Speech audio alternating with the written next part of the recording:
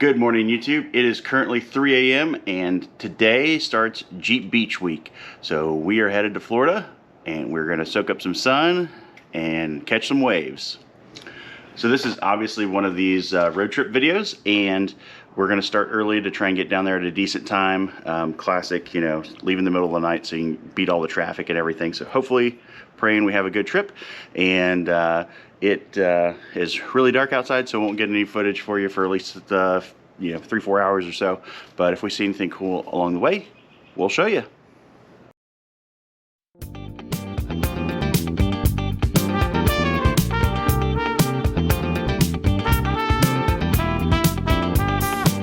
Welcome to West Virginia.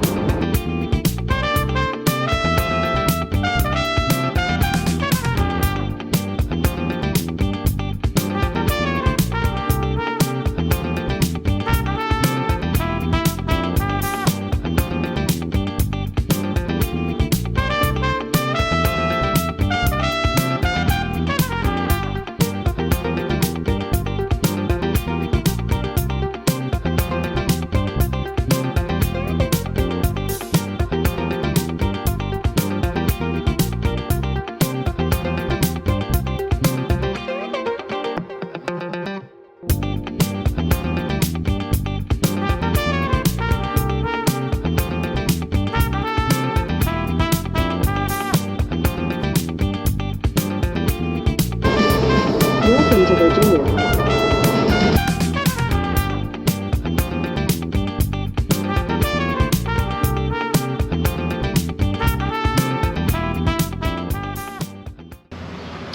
All right, everybody. So first fuel stop, and I got to stop at a Love's, and get the sign in there.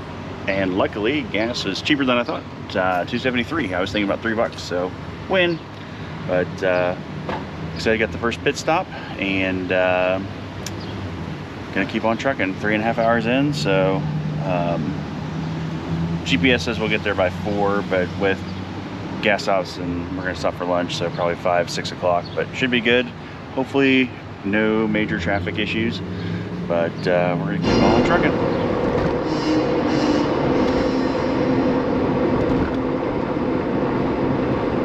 Welcome to North Carolina.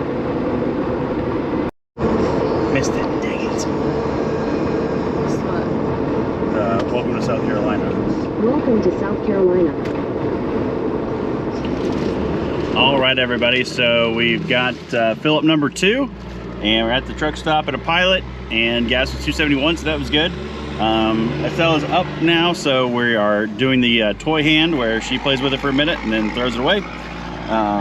But going pretty good. It's only 10 o'clock in the morning, and it feels like it should be like 1 or 2 in the afternoon, but making good time, so we are on to Florida.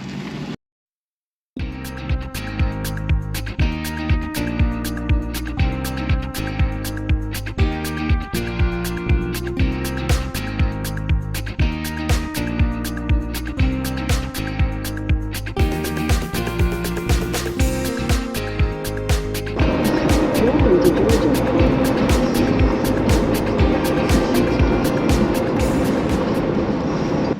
Hey y'all, wanted to give everybody an update. We made it to Georgia, hence the y'all. Ran past some Mojo folks, Dylan and Cheyenne, and they were at the Georgia Welcome Center. So Katie's like, hey, there's a Mojo, and we'd already passed them, but stopped here, got some good food at Chick-fil-A, and I want to show you something because I think we might have a little bit too much weight in the Jeep. So we'll go back here to the back here. I was driving and I was like, the Jeep feels low. And I'm thinking tire, because I just put the new tires on and stuff. Well, I don't know if you can see this, but there's not too much height there on the tire. And then get in there. But yeah, we're riding on the bump stops. So yeah, we might have to do a lift on it. I was gonna do a lift anyway, but we definitely have to do a lift on it now. So we're gonna load up the little one. She's in the playpen stretching her legs, so get her back in the car seat. Should be fun, but back in the road, and we should be at the house in about 4-ish hours. So looking forward to it. Florida.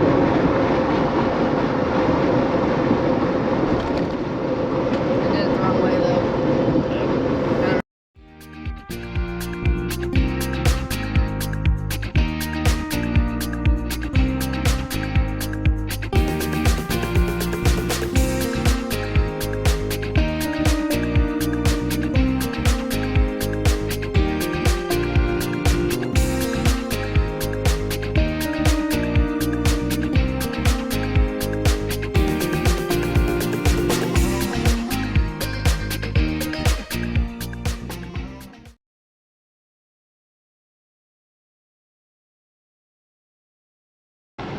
All right, everybody, we are here at the Daytona International Speedway with Drew and his mom, and we are going to go on the track. So buckle up, should be a fun ride.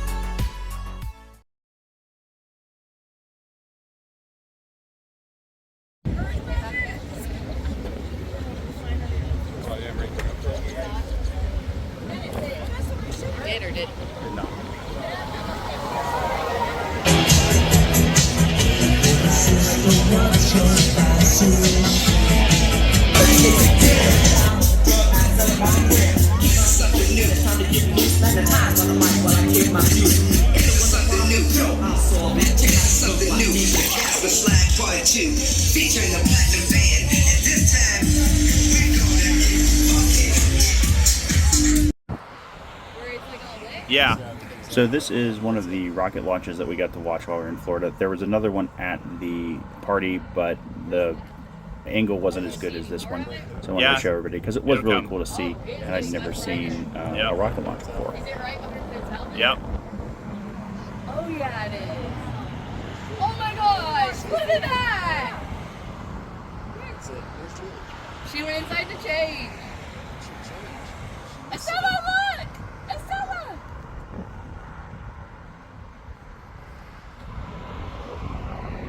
You're missing it, Julie! Oh my gosh, that's so much brighter than I thought it was gonna be. So cool.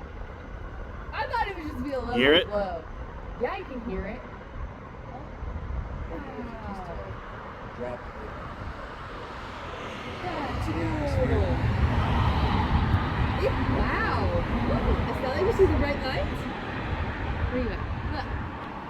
See the light in the sky? Look at it. Look how bright that is. Wow. Yeah. There, is that where it's, I think ours is just the clouds lighter.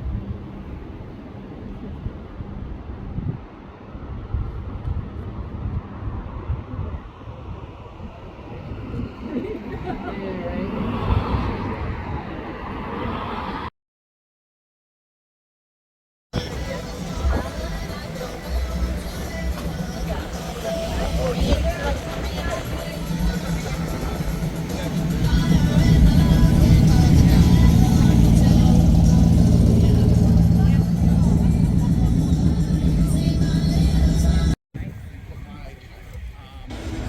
Go look inside.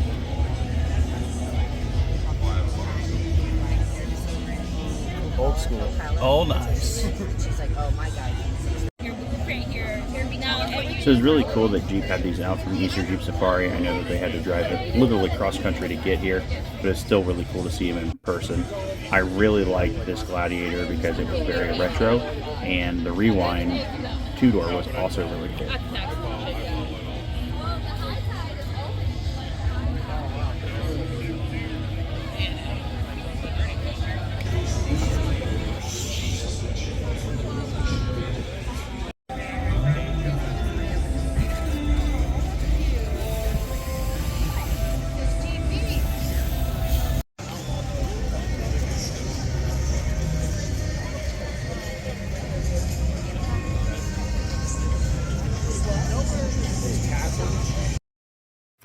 I'm a sucker for Jurassic Park Jeeps, and this one was really cool.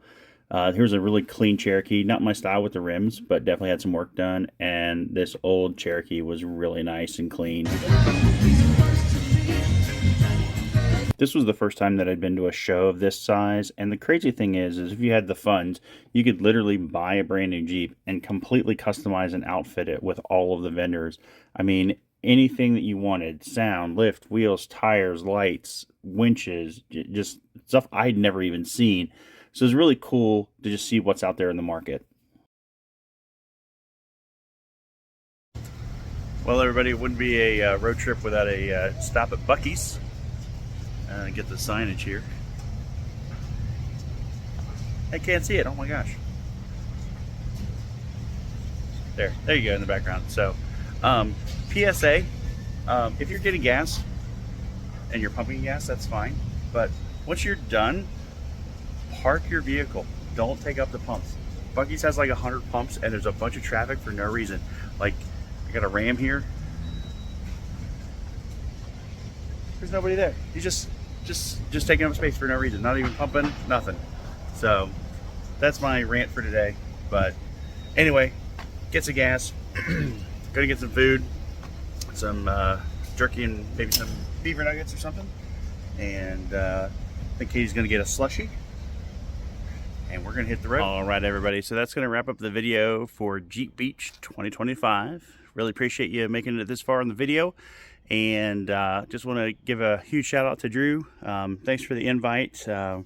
Wasn't sure if we are going to make it or not, but definitely glad we got to spend some time on the beach, and took the little one to Disney World, which was really special. I know that she won't remember it, but Katie and I will, and we made some great memories. So the vendor section was amazing.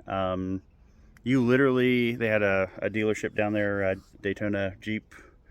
You could go essentially buy a stock Jeep and outfit it any way that you wanted to. There were so many vendors there, and they were doing, a lot of them were doing installs and anything and everything you could think of. There are some things that I didn't even know that I wanted or needed, but they were down there, so good and bad.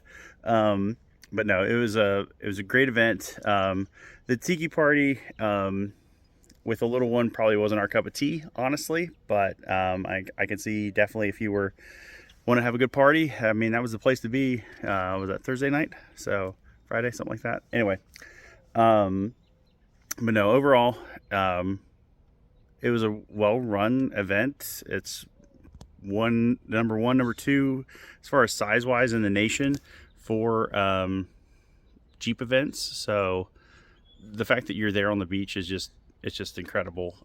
Very relaxing vacation, and really glad that we got to do it. So the cool thing, I think for me, is that when you got to see a ton of different builds. So you have ideas for like how to do stuff. You can kind of see it implemented in some of these vehicles, but then there's ways that people did stuff that I hadn't even thought of. So let's see, final thought. 37s did fantastic. I will show you what kind of mileage you got right here. And they did great. So very happy with the 2-liter 8-speed automatic combo because it did fabulous. And that's going to lead me to another video I think I'm going to do about, do you need to re-gear when you get 37s? And the answer real quick is maybe. It just depends on where you live, what your driving style is, what engine you have. And so there's lots of factors besides just, hey, you're getting this size tire that you need these gears. So we'll dive into that later. But anyway, as always, appreciate you all. Like, comment, subscribe. As always, over 700 subscribers, which is freaking amazing. On to 1,000. And we will catch you in the next video.